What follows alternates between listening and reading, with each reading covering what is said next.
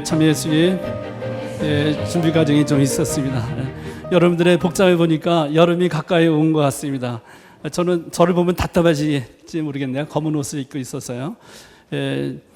가장 좋은 계절 성모성월에 여러분들 뵙게 돼서 정말 반갑습니다. 그동안 잘 계셨습니까?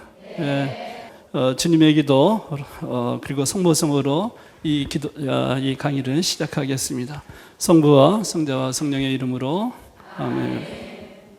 하늘에 계신 우리 아버지의 이름이 거룩히 빛나시며 아버지의 나라가 오시며 아버지의 뜻이 하늘에서 같이 땅에서도 이루어지소서.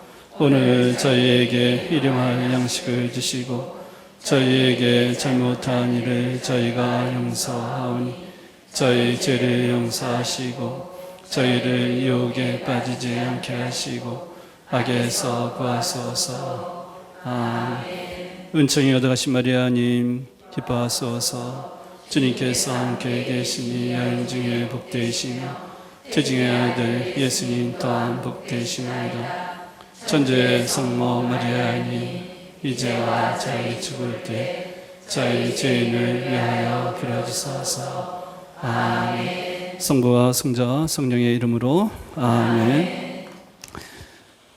오늘은 필리피서 두 번째 강의입니다. 지난달에는 필리피서 전체에 대한 입문적 내용을 함께 보았습니다. 그리고 시작 부분에 1장 4절까지 1절부터 4절까지를 본 셈입니다. 오늘부터는 1장 5절부터 제가 계획하기는 여러분께 나눠드린 강의록에도 2장 5절까지 계획으로 일단 잡혔습니다. 그러나 이렇게 억지로 가지는 않겠습니다.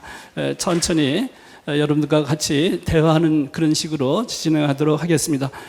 여러분께 나눠드린 강의록 중에서 5절부터 8절 여기까지는 여러분들 배부된 강의록에 보니까 별지로 이렇게 여러분께 또 나누어 드린 것 같습니다. 그쪽 보시면 되겠습니다. 1장 5절부터 보겠습니다. 네, 1장 5절을 이 말씀을 보기 전에 먼저 그 앞에 3절과 4절에 어떤 말씀이 있는지를 보면 좋을 것 같습니다. 제가 읽어드리겠습니다. 나는 여러분을 기억할 때마다 나의 하느님께 감사를 드립니다. 그리고 기도할 때마다 늘 여러분 모두를 위하여 기쁜 마음으로 기도를 드립니다. 이게 바로 앞에 있던 말씀입니다. 3절과 4절의 말씀을 읽었습니다. 그래서 바울 사도는 필리피의 교우들을 생각만 해도 즉시 하느님께 감사드리게 되고 또 기쁜 마음이 기뻐져서 그들을 위해서 기도하게 된다는 얘기가 납니다. 그만큼 교우들을 사랑하고 또 교우들이 바오로 사도를 그만큼 또 사랑하고 존경했다는 것도 거기에 포함되어 있습니다. 거기에 대해서 이제 그 다음에 그러면서 하나님께 감사를 드리고 있는데 그 구체적인 내용은 좀 더 말씀하시는 겁니다. 5절에 보면 여러분이 첫날부터 지금까지 복음을 전하는 일에 동참하고 있기 때문입니다. 그래서 하나님께 감사드립니다. 여기서 동참이라고 번역된 복음을 전하는 일에 동참하다라는 말이 나오고 있는데 우리가 코이노니아라는 단어를 많이 썼어요. 그리스 말로 코이노니아. 그 단어는 지금 여기서는 동참이라고 번역되는데 보통 우리가 친교라고 번역하는 단어이죠. 근데 여기서는 동참이라는 단어로 잘 표현되어 있습니다. 그래서 필리피 교우들이 바울 사도께서 복음을 전파하시는 그 과정에 동참했다라는 점에 대해서 하나님께 감사하고 있습니다. 이 동참이라는 단어와 연관돼서 여기 친교라는 단어인데 코린토2서 13장 13절의 말씀이 굉장히 중요합니다. 근데 그 부분은 코린토2서 13장 13절이 거기에 나와 있습니다. 그래서 우리 라틴어 미사경본에 나오는 말씀, 우리 한국어 미사경본에 나오는 말씀, 영어 미사경본에 나오는 말씀과 연관돼서 그 말씀을 이제 비교해 놓은 부분이 있는데 그것은 그때 가서 설명드리기도 합니다. 그 중에서 성령의 친교라는 단어가 있어요. 성령의 친교. 지금 우리 미사 드릴 때는 성령께서 이루어지시는 일치라고 번역되는데 그래서 이 코이노니아라는 단어가 중요하게 나옵니다. 그때 가서 보도록 하겠습니다. 다시 돌아오시기 바랍니다. 복음을 전하는 일에 동참하며 예들을 보겠습니다. 필리피 교우들이 바오로 사도께서 복음을 전하는 일에 동참해 왔는데 그 여러 가지 예들을 보겠습니다. 먼저 4장 3절을 보면 그 필리피 교우들 중에서 어떤 이들은 때로는 반대자들의 공격에 대응하여 복음을 지키기 위하여 바울과 함께 영적인 투쟁을 하기도 했다라는 표현이 나오기도 합니다. 바오로 사도께서 복음을 전하는 과정에서 많은 반대를 받기도 하지 않았습니까? 그 과정에서 바오로 사도가 전한 그 복음을 옹호하기 위해서 애썼던 그런 과정을 얘기하기도 합니다. 두 번째, 필리피서 1장 19절을 이렇게 보시면 1장 19절의 말씀을 보면 여러분의 기도와 예수 그리스도의 영의 도움으로 이 일이 나에게는 구원으로 끝나리라는 것을 알기 때문입니다. 거기 보면 여러분의 기도와 예수 그리스도의 영의 도움으로 교우들이 계속 바오로 사도를 위해서 기도하고 있고 그 기도의 힘을 바오로 사도가 느끼고 있는 겁니다. 그래서 교우들이 바오로 사도를 위해서 열심히 기도하고 있는 그것도 그들이 기도하는 것도 바오로 사도가 복음을 전하는 일에 동참하는 한 가지 예가 되는 것입니다. 그러면서 1장 19절 보는 거고요. 그 다음에 코린토이서 8장 1절부터 5절까지에서는 바오로 사도께서 깊은 감사의 마음으로 적고 있습니다. 필리피 교우들을 포함한 필리피와 우리가 테살로니카, 필리피와 테살로니카는 마케도니아라는 그 속주에 속합니다. 그래서 마케도니아 지역의 교회일 때는 두 교회를 우리가 직접 생각해 볼 수 있습니다. 필리피 교회하고 테살로니카 교회. 근데 그 마케도니아 교회의 신자들이 자신들도 어려운 처지에서 예루살렘의 가난한 교우들을 위해서 바오로 사도가 모금을 하고 할 때 이분들이 적극적으로 도와줬다는 것에 대해서 이 코린토이서 8장 1절부터 5절에서 말씀하고 있습니다. 그래서 여기서는 또 어떻게 보면 물질적인 도움을 주는 데까지 여기에 동참을 하고 있는 겁니다. 복음을 전하는 일에 동참하는데 여기는 기도하는 거, 여기는 물질적인 도움을 주는 거, 가난한 교우들을 이렇게 도와주는 일에 모금을 하고 그럴 때 적극적으로 참여한 얘기를 하고 있습니다. 2장 25절부터 30절에는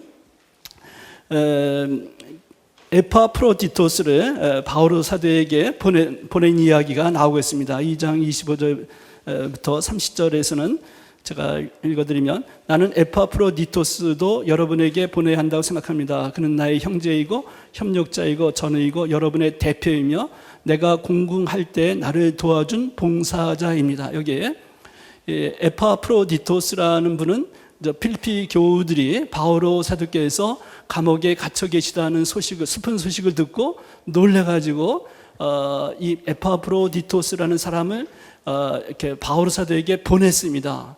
보내면서 바오로 사도에게 필요한 것들이 이런 것들을 보내신 거죠. 그러면서 그 교우들의 마음을 또한 이렇게 전하지 않았겠습니까? 이렇게 인편을 통해서 또 물질적 모금 활동에 있어서 기도에 있어서 또 여러 가지 면에서 필리피 교우들이 바오로 사도께서 복음을 전하는 일에 동참해 왔다고 이렇게 해상하면서 하느님께 감사를 드리고 있는 맥락입니다. 다음 보겠습니다. 1장 6절은 제가 아주 소중하게 여기는 말씀 중에 하나입니다. 여러분 가운데서 좋은 일을 시작하신 분께서 그리스도 예수님의 날까지 그 일을 완성하시리라고 나는 확신합니다. 여러분 가운데서 좋은 일을 시작하신 분께서 그 일을 완성하시리라고 확신합니다.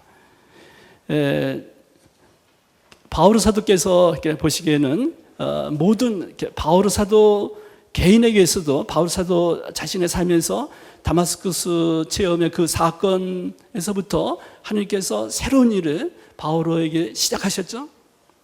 또 바오로 사도께서 보시기에는 모든 그리스도 신자들은 하느님의 부름을 받아 예수 그리스도를 믿게 된 것입니다. 믿음의 생활을 하고 있는데 그런 의미에서 하나님께서 좋은 일을 그 신자들 한 분 한 분에게서 시작하신 것이라고 봅니다.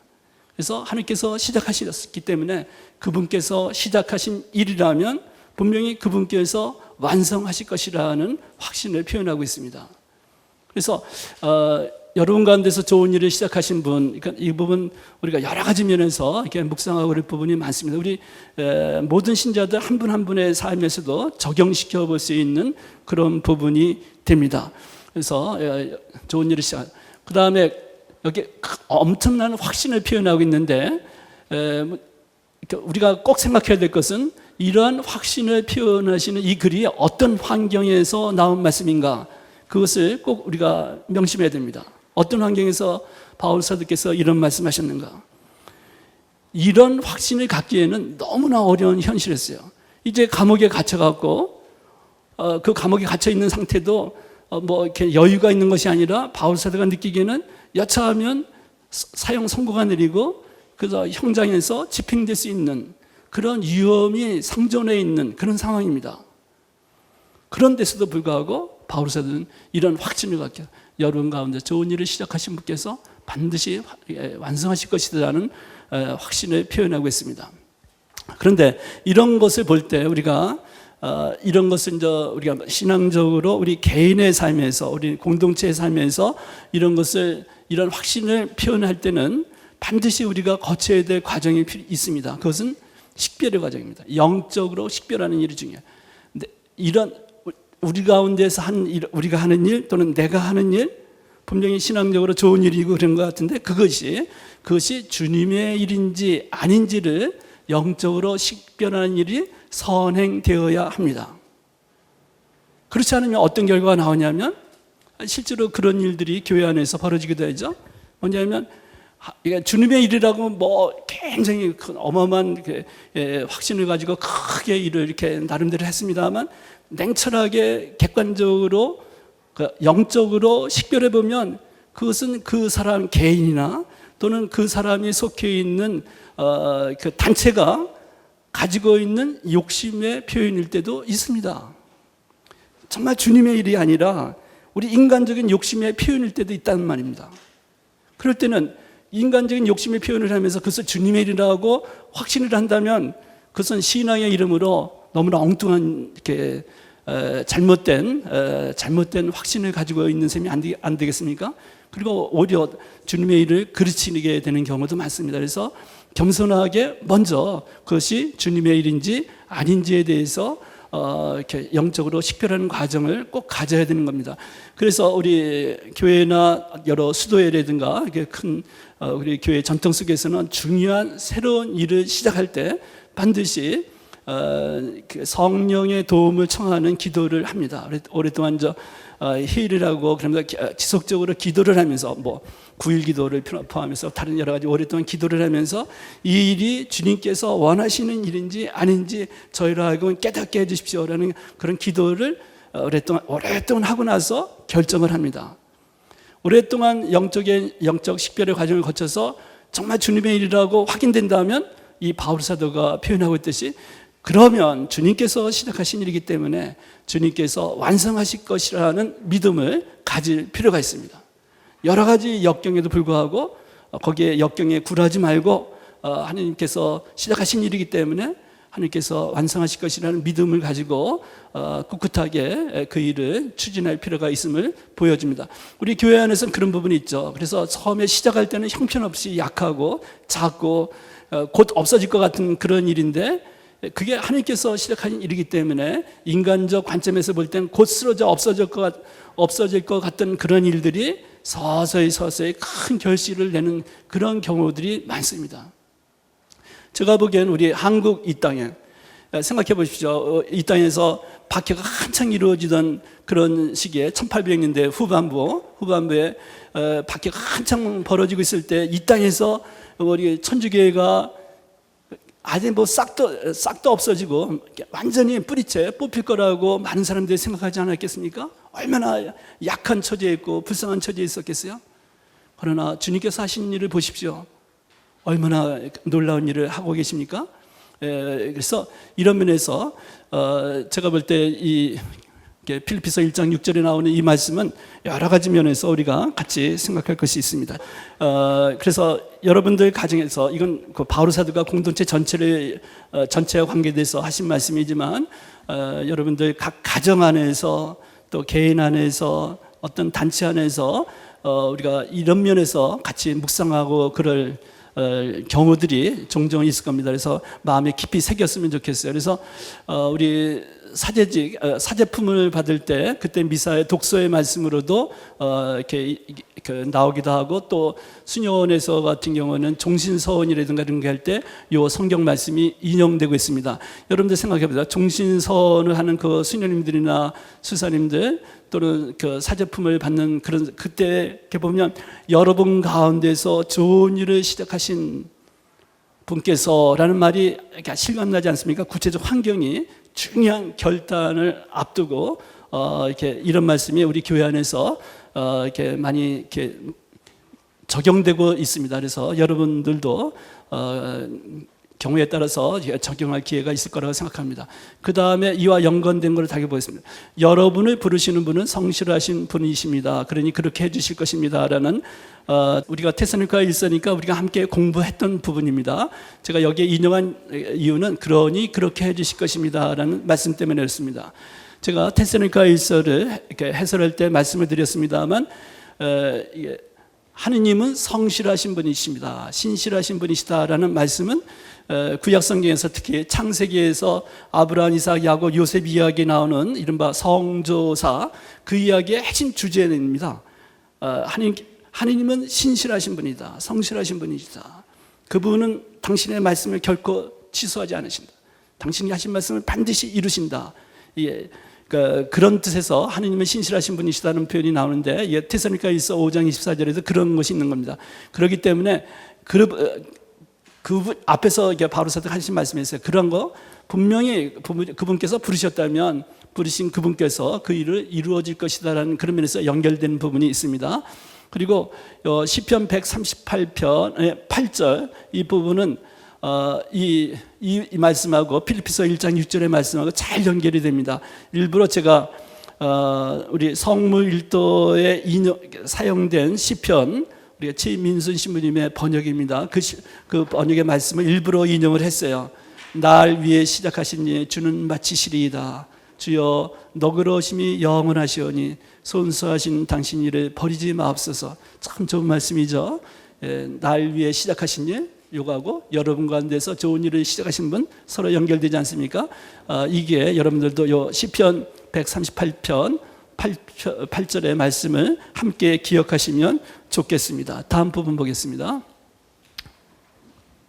1장 6절 이렇게 보신 거 1장 6절에 예수 그리스도 예수님의 날이라는 표현이 나오고 있습니다.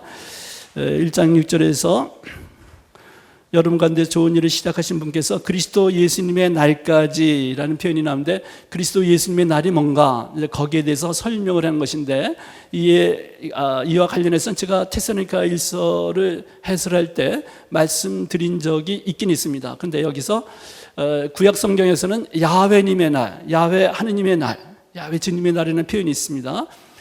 그것이 우리 초창기 그리스도 신자들에게 있어서는 그리스도께서 재림하시는 날 이런 식으로 이해가 됐습니다. 그런데 구약 성경에서 그 야훼 주님의 날은 구약의 하느님의 백성이 간절히 기다려온 날입니다. 그 날은 그런데 양면성이 있어요. 양면성이 있는데 악인들에게는 진노의 날, 멸망의 날이 되는 날입니다.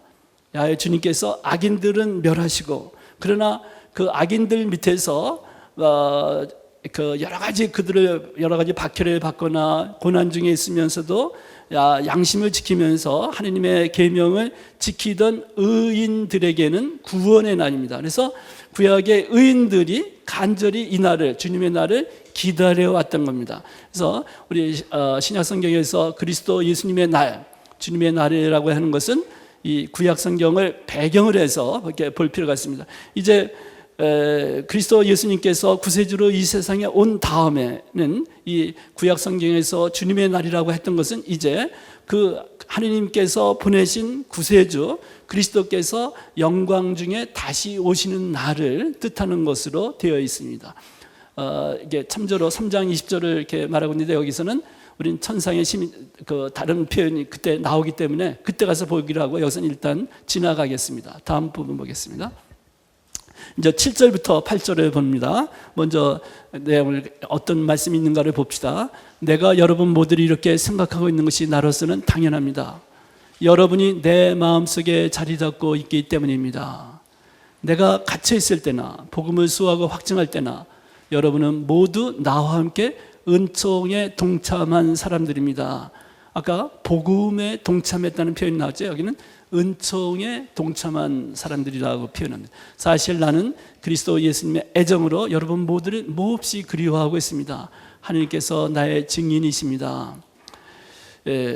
요 7절과 8절은 9절부터 11절에는 청원 기도가 있어요. 바울 사도께서 필리피 교우들을 위해서 하나님께 기도를 올리는 청원 기도가 있는데, 지금 앞부분은 엄밀히 말해서 감사 기도, 하나님께 감사하는 기도고, 여기는 이제 청원 기도인데 그 중간에 이어지는 부분입니다. 다음 보겠습니다. 7절에 여기서 여러분이 내 마음속에 자리 잡고 있기 때문입니다 라는 표현이 굉장히 이렇게 마음에 와 닿는 표현입니다. 마음속에 자리 잡고. 교우들을 바울 사도께서 얼마나 사랑하고 있는가라는 그런 표현과 연관돼서 이 말씀을 깊이 이야기해서 제가 다른 기회도 인용한 적이 있는 이사야서 49장 15절과 16절 부분을 인용해 드리고 싶었습니다. 아주 유명한 구절입니다. 유명한 구절. 여인이 제 젖먹이를 잊을 수 있느냐? 제 몸에서 난 아기를 가엾이 여기지 않을 수 있겠느냐? 설령 여인들을 잊는다 하더라도 나는 너를 잊지 않는다. 보라, 나는 너를 내 손바닥에 새겼고 너의 성벽은 늘 내 앞에 서 있다. 여기서 이제 너라고 이렇게 말하고 있는데, 나는 너를 잊지 않는다 할 때 여기서 나는 하느님이죠. 구약성경에서 하느님이고 너는 이스라엘 백성을 가리키고 있습니다. 지금 이사야서 49장은 역사적 배경에서 보면 이스라엘 백성이 남쪽 유다 왕국마저도 바빌로니아의 멸망을 당하지 않습니까? 그래서 많은 사람들이 바빌론으로 유배를 갔습니다. 그래서 그 이유는 바빌론 유배 시대라고 이렇게 표현을 하고 있는데, 그런 시대 배경입니다. 그러니까 유다 왕국의 백성들이 그 처지에서는 자신들이 자랑거리로 여겼던 것을 다 잃어버린 상태나 마찬가지입니다.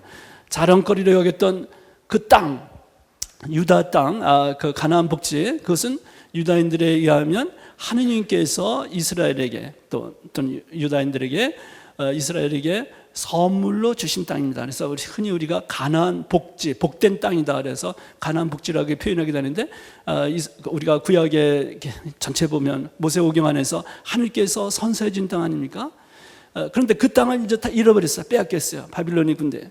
그 다음에 그들이 하느님께서 세워주셨던 임금이었어요. 왕국을 세워주고 임금을 세워주셨습니다. 그러나 임금들 왕국이 무너졌어요. 왕국이 무너지고 임금들도 끌려가거나 죽거나 뭐 이런 처지에 있습니다. 그 다음에 아주 중요한 것은 성전, 예루살렘 성전을 생각해요. 하나님께서 특별한 방법으로 현존한다고 이렇게 이스라엘이 믿어왔던 예루살렘 성전, 야훼 주님께서 우리 가운데 함께 계시다라는 것을 가장 최고적으로 이렇게 표현하는 거라고 그들이 믿고 있었던 예루살렘 성전마저도 파괴됐어요. 바빌로니아 군대의 그 전쟁의 와중에서 불타고 없어져 버렸습니다. 그리고 자신들은 상당수의 많은 사람들이 바빌론의 남의 나라에 끌려와서 노예처럼, 모두가 다 노예처럼 산 건 아니겠습니다만 이렇게 볼모로 끌려 유배와 있는 그런 처지입니다. 얼마나 불쌍한 처지예요? 그런 처지에 있는 이스라엘 그 유다 백성들에게 하나님께서 예언자를 통해서 위로의 메시지를 보내는 것만. 나는 너를 잊지 않는다. 보라, 나는 너를 내 손바닥에 새겨. 결코 우리가 손바닥에 뭐 이렇게 새겨진 거라고 했어요. 손바닥을 우리가 없는 짓이 볼 수 없지 않습니까? 손바닥에 새겼다는 것은 결코 잊지 않는다는 얘기는 마찬가지입니다. 너의 성벽은 늘 내 앞에 있다. 성벽이라서 예루살렘 성벽을 말하겠죠. 그러니까 결코 너를 잊지 않는다라는 표현이 이렇게 절절한 표현으로 되어 있습니다. 정말 이스라엘 백성이 처해 있었던 그 역사적 배경을 생각하면서 이 말씀을 하면 정말 유다인들 편에서는 눈물이 나는 그런 말씀 중에 한 부분입니다. 그런데 이제 설상 여인들이 있는다 해도 나는 너를 잊지 않는다. 제 몸에서 난 아기를 가엾이 여기지 않겠느냐. 이 부분은 자식들을 잃어버린 그 부모의 마음은 이루말할 수 없는 거 아니겠습니까? 이루말할 수 없는 것인데, 여기서 우리가 성서적으로 이렇게 볼 때, 성서적으로 이렇게 생각한다면 그 아픈 마음을 하느님 어찌 모르시겠어요? 그러나 나는 너를 잊지 않는다라고 이렇게 이 부분, 아무리 그런 어떻게 보면 그 가운데서 그리스도 주님을 믿고 사는 그 신자들도 많이 있었는데, 그 신자들 편에서 보면 정말 그들의 믿음이, 신앙이 아주 뿌리째 뽑힐 그런 위기를 겪고 있을지도 모르겠어요. 그렇죠? 신앙이 뿌리째 뽑힐 그런 큰 위기에 그 상처를 갖고 있을지 모르겠습니다. 어쩌면 하나님께서 자비로우시고 하나님이 계시다면 어쩌면 이런 일이 벌어질 수 있는가, 어쩌면 이런 일을 허용할 수 있겠는가라는 근본적인 물음이 제기되는 사건 아니겠습니까? 그런 거일 때도 우리가 신앙인으로서 여기서 아무리 나는 너를 잊지 않는다, 너희를 잊지 않는다라는 그런 주님이 계시다는 거, 아무리 고통스럽고 우리로서는 도저히 이해할 수 없는 것이지만 우리가 마지막으로 붙잡을 것은 바로 주님, 그 사랑의 주님이 계시다는 거, 이것을 놓쳐서는 안 된다는 것을 이런 게 새롭게 생각합니다. 그러나 우리는 이런 큰 고통을 겪은 사람들이 고통을 겪으면서 하나님께 대한 믿음을 간직하기가 상당히 어렵게 되었다는 것을 우리가 동시에 느끼려고 노력해야 돼요. 그래서 그분들을 위해서 더 이렇게 기도하고 또 이렇게 외적으로도 도와줄 것이 있다면 도우도록 노력해야 될 겁니다. 이스라엘 백성들의 입장에서 보면, 유다 왕국의 유다인들의 입장에서 보면 바빌로니아 군대에서 나라가 망하고 예루살렘 성전이 파괴될 때 그야말로 하늘이 무너지는 거 아니겠습니까? 야훼 하나님께 대한 신앙 자체도 근본적으로 흔들리는 상황입니다. 그럼에도 불구하고 그들이 다시 하나님의 사랑을 다시 믿고, 그 사랑을 믿기가 어려운 그런 상황이었지만 다시 그 하나님의 사랑을 부여잡고 다시 일어난 역사가 구약 성경의 역사 아니겠습니까? 그러면서 우리가 같이 생각해 볼 게 있습니다. 다음 부분 보겠습니다. 일단 내가 갇혀 있을 때는 그래서 은총에 동참한 사람들입니다. 그러면서 이렇게 은총에 동참한, 아까는 복음을 전하는 일에 동참했다는 표현인데 여기는 은총에 동참했다는 표현. 우리 신자들 사이의 상호 관계는 바오로 사도께서 복음을 전하고 그 복음을 믿음으로 받아들여서 그리스도 신자들이 된 사람들 사이의 관계도, 사도 바오로와 필리피 교우들의 사이의 관계도 그렇고, 또 필리피 교우들 상호 관계도 그렇고, 우리 신자들 사이의 상호 관계는 은총을 함께 나누는 관계입니다. 은총을 함께 나누는 겁니다.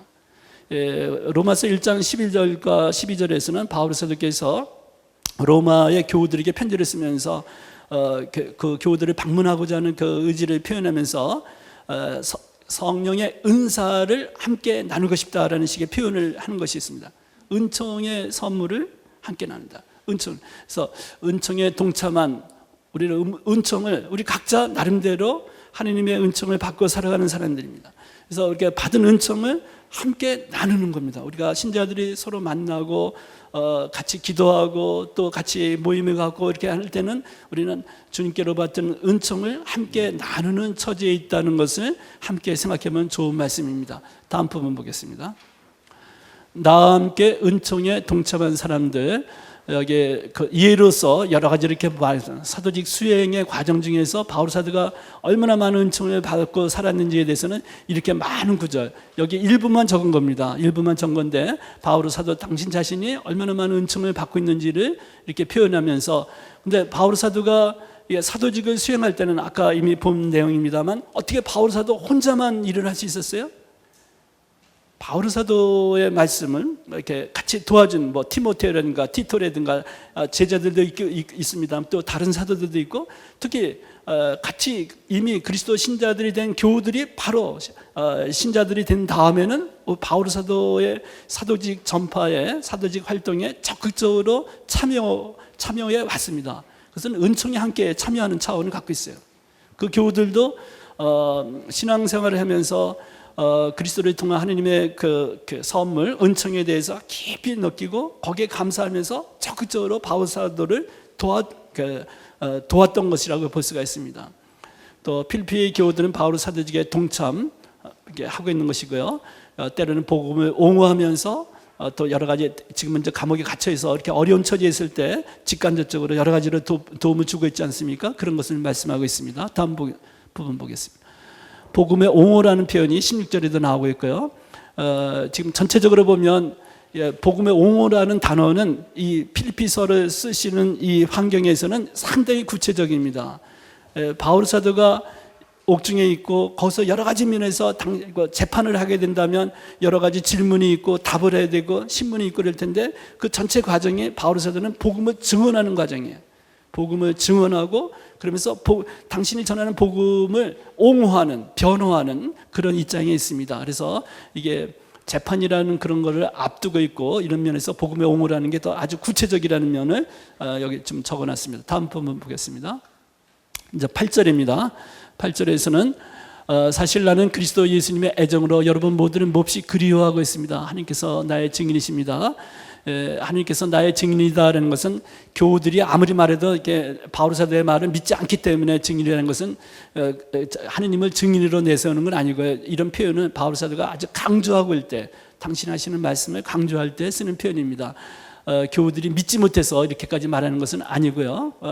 이런데 다른 데서 이런 표현이 나오고 있습니다. 다음 부분 보겠습니다. 그리스도의 예수님의 애정으로 그리워하고 있습니다. 이 그리워하고 있다라는 것에 대해서는 지난번에 필리피서 입문 필리피서에 대한 전체적인 안내를 하면서 제가 필리피서 4장 1절을 특별하게 말씀드린 적이 있습니다. 그때 제가 그 필리피 교우들과 바오로 사이에 오갔던 그 돈독한 정을 가장 강렬하게 느낄 수 있는 그 말씀으로서 필리피서 4장 1절을 말씀드린 적이 있는데 그때 이런 말씀이 있었어요. 그러므로 내가 사랑하고 그리워하는 형제 여러분, 나의 기쁨이며 화관인 여러분, 이렇게 주님 안에 굳건히 서 있으십시오. 사랑하는 여러분. 근데 거기 표현에서 교우들을 부를 때 호칭하면서 뭐라 그랬냐면 내가 사랑하고 그리워하는 형제 여러분이라는 표현이 있어서 거기에 대해서 제가 설명을 드렸죠. 이건 단지 수사적인 표현이 아니다.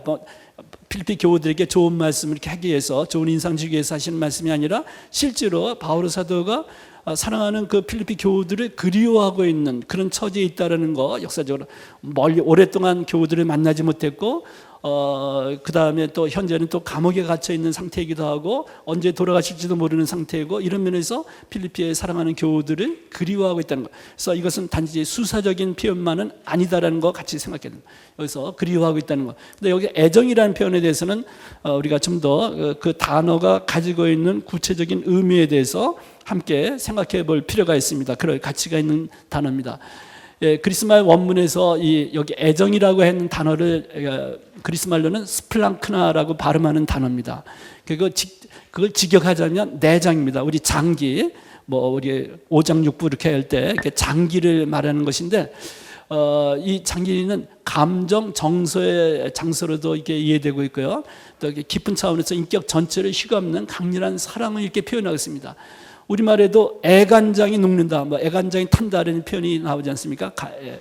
거기에. 근데 여기에 그리스말에서 스플랑크나라는 말로서 여기서 애정이라는 표현을 했습니다만 그게 그리스말 자체에서는 내장이라는 뜻을 갖고 있었다라는 거. 그래서 우리말 표현에서 애간장이라는 표현을 이렇게 떠올리면 좋겠습니다. 그래서 정말 바오로 사도께서 교우들을 생각하는데 이 스플랑카가 어떤 거냐면 그리스도 예수님의 애정이라고 표현하고 있어요. 그리스도 예수님의. 그러니까 이건 그리스도 예수님께서 지니셨던 그 마음, 그 사랑의 마음, 바오로 사도께서 교우들을 생각하고 그들을 바라볼 때 바로 예수님께서 지니셨던 그 사랑의 마음을 가지고 바라보고 있다는 면에서 이렇게 묵상하게 되는 그런 말씀입니다. 그리스도 예수님의 애정으로 교우들을 생각하고 있는 처지입니다.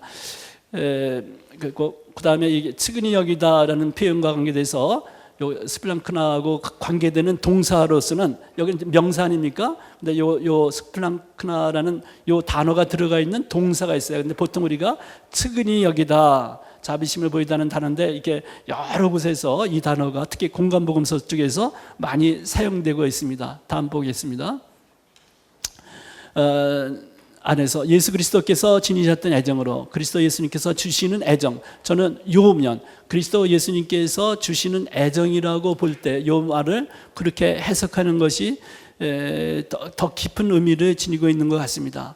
자, 우리 모든 그리스도 신자들은 그리스도 예수님을 믿음으로 이렇게 믿음으로써 믿음과 세례를 통해서 그리스도 예수님과 결합되어 있는 점, 우리가 영적으로는 우리 모두는 그리스도 예수님과 결합되어 있어요. 우리가 세례는 바로 그거를 우리가 드러내고 있지 않습니까? 로마서 6장 1절부터 11절 그쪽에서 이제 세례성사 관계에 특히 그렇게 말. 그래서 믿음과 세례를 통해서 그리스도와 결합되어 있습니다. 우리는 영적으로 그분과 부활하여 살아계신 그 주님과 연결되어 있어요. 그래서 우리 그리스도의 몸이라는 표현도 이렇게 쓰고 있는 건데, 우리들은 그리스도의 지체고, 우리들의 이렇게 모임인 교회는 그리스도의 몸으로서 바울 사도가 표현하지 않았습니까? 그러면서 그리스도와 이렇게 결합되어 있는데 그리스도께서 우리에게 사랑을 주고 계시고, 그리스도께서 우리에게 사랑을 주고 있고, 그 사랑 안에서 우리도 다른 사람을 사랑하는 겁니다. 그 주님의 그 애절한 그 사랑 안에서 우리가 다른 사람들도 애절한 사랑할 수가 있는 겁니다. 그런 연결 과정을 예수 그리스도의 애정이라는 표현은 그렇게 볼 때 큰 의미가 있고, 이와 연관돼서 유명한 구절이죠. 갈라디아서 2장 20절. 나는 살아있지만 이미 내가 아니라 그리스도께서 내 안에 사시고 있다. 지금 내가 육신 안에 살고 있는 것은 나를 사랑하시고 나를 위해 당신을 바치신 하느님의 아드님에 대한 신앙으로, 믿음으로 살아가는 것입니다. 여기에 그리스도가 내 안에 살고 있다라고까지 말씀하시는 바울 사도의 그 말씀에 깊이 들어가보면 여기에 그리스도께서 주시는 애정이라는 표현이 낯선 표현이 아니죠. 아주 깊은 차원이 있습니다. 제가 코린토에서 13장 사랑의 창가 그쪽에 얘기할 때도 말씀드렸습니다만, 우리가 근본적으로 계명이, 우리가 최고 계명은 마음을 다하고 목숨을 다하고 힘을 다해서 우리 하느님을 사랑하는 겁니다. 첫 번째 계명이고, 그리고 이웃을 사랑하는 것이 이렇게 두 번째 계명일 텐데, 하느님께 대한 사랑, 이웃에 대한 사랑이 우리 하느님께서 우리에게 바라시는 가장 근본적인 뜻입니다. 계명이고, 그런데 사랑, 이웃에게 베푸는 사랑, 그 사랑은 우리가 성서적인 의미에서는 우리 자신만의 노력에서 나오는 사랑이 아니라 하느님께서 먼저 사랑하신 그 사랑, 하느님께서 주신 그 사랑을 바탕으로 해서 다른 사람에게 베풀어지는 사랑입니다. 우리가 이 연결관계를 생각하지 않으면 안 됩니다. 다른 사람, 우리가 샘물을 생각한다면 우리가 깊은 산속에 있는 옹단샘을 생각해 보세요. 약수터에 아주 깊어요. 근데 그 약수터의 물에 그냥 물을 그냥 계속 퍼내기만 해보세요. 금방 고갈될 겁니다. 고갈되죠. 우리가 이웃에 대한 사랑을 우리가 거기 약수터의 그 옹달샘의 샘물이라고 한다면, 그 남에게 주기만 하고 받는 부분이 없으면 고갈됩니다. 우리는 근본적으로 그 약수터라든가 깊은 그 옹달샘에서 계속 깊은 샘물에서 계속 물이 솟아나고, 그 물이 다른 사람들이 또는 다른 짐승들이나 이렇게 그 물을 요긴하게 생명의 물로 이렇게 삼고 있는 것처럼, 우리는 근본적으로 하나님께로부터 받은 그 사랑으로 다른 사람들을 사랑하는 구조입니다. 우리는 주 예수 그리스도께서 우리에게 주시는 사랑, 그 사랑으로 다른 사람들을 사랑하는데, 여기 바울 사도가 중요한 예를 보여주는 겁니다. 필리피 교우들을 어떻게 그분께서 사랑하셨는가? 주 예수님의 애정이고 사랑입니다. 그리고 주 예수 그리스도께서 주시는 사랑이라는 것을 이런 면에서 볼 수가 있습니다. 다음 부분 보겠습니다.